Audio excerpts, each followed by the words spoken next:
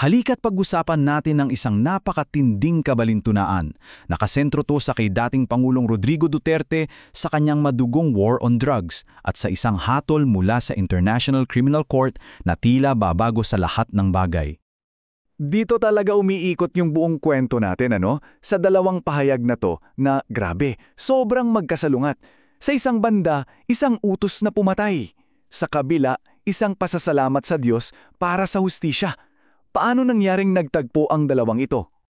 So isipin nyo to, November 2025, habang yung mga taga-suporta ni Duterte ay taimtim na nagdadarasal para sa awa, may iba namang naghihintay, yung appeals chamber ng ICC na may sariling at pinaling hatol. Para mas maintindihan natin kung gaano ka-ironic yung mga panalangin yon, kailangan nating balikan kung ano mismo ang sinabi ni Duterte tungkol sa Diyos, yung Diyos na tinatawag na yon ng kanyang mga taga-suporta para humingi ng tulong. Ito yung sikat na linya niya, di ba? Sa isang speech na napanood ng buong bansa, hayagang niyang kinwestiyon yung mga pangunahing aral ng Kristyanismo, ang relihiyon ng nakararami dito sa Pilipinas. At linawin natin hindi lang yan basta nasabi ng isang beses. Ayon sa mga source, parte ito ng isang tuloy-tuloy na kampanya laban sa simbahang Katolika at sa mga paniniwala nito. Talagang sunod-sunod yung mga atake. At dito talaga yung masakit na irony, Kinwestiyon niya yung konsepto ng minanang kasalanan o original sin, pero siya mismo ang ginawa niya ay lumikha ng minanang pighati para sa libu-libong pamilyang naulila. So habang nangyayari lahat yan, habang kino-question niya ang Diyos, may ibang-ibang klase ng gera naman ang nagaganap sa mga kalsada. Yung brutal na gera niya kontra droga. Grabe yung bilang, Mahigit 7,000. At yan yung official count pa lang Marami ang nagsasabi na baka mas mataas pa dyan ang totoong bilang. May nakita kasing pattern ang Human Rights Watch sa mga pagpatay na to.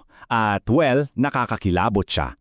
Magsisimula sa isang watchlist, susundan ng pagsalakay ng mga nakamaskara, tapos yung pagpatay at sa huli, pagtatanim ng ebidensya. Kumbaga, isang sistema. Pero tandaan natin, hindi lang to basta numero. Mga totoong tao to. May mga pangalan, may mga kwento. Mga kwentong isinalaysay ng mga nakasaksi na nagpapakita ng kalupitan ng mga nangyari. At huwag nating isipin na nangyari lang to basta-basta. Ang gasolina sa apoy na to, yung mga salita mismo ng Nooy Pangulo. Paulit-ulit niyang sinabi, kaya marami ang naniwala. Okay, so fast forward tayo, 2025 na. At dito, nagkaroon ng isang napaka-unexpected na plot twist. May nanawagan na ng tulong mula sa langit, para sa kanya. Ito yung panawagan ng isa sa mga pinakamalapit niyang kaalyado. Isang emosyonal na pakiusap na pinalalabas na ang 80 anyos na dating Pangulo ay isang malungkot na figurang nag-iisa at nangangailangan ng tulong. Pero dito papasok yung tanong na mahirap sagutin. Kung may ganitong pag-aalala para sa kanya, nasaan yun para sa mga biktima? Nasaan yung pag-aalala nung si Danilo Masia naman ang nag-iisang nahihirapan? Ang bigat ng contrast. Siyempre, hindi ito pinalampas ng mga tao online. Agad-agad may nagtanong at napakasimple lang ng tanong nila. Sa parehong Diyos ba kayo nagdadasal? Yung Diyos na tinawag ni Duterte na stupid?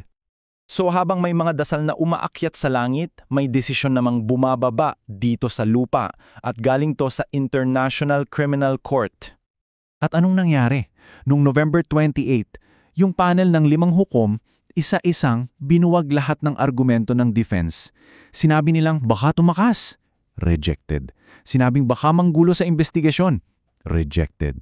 Kahit yung apela dahil sa edad at kalusugan. Rejected pa rin. At yung naging reaksyon sa desisyon? Grabe 2 klaseng luha. Sa dahig, luha ng lungkot mula sa mga supporters.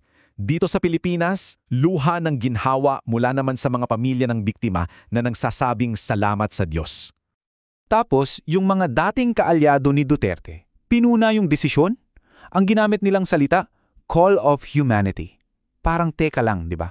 Ito yung mismong konsepto na sinasabing nilabag ng drug war. Pero, para sa mga biktima, ito na yun Ito yung tunay na call of humanity.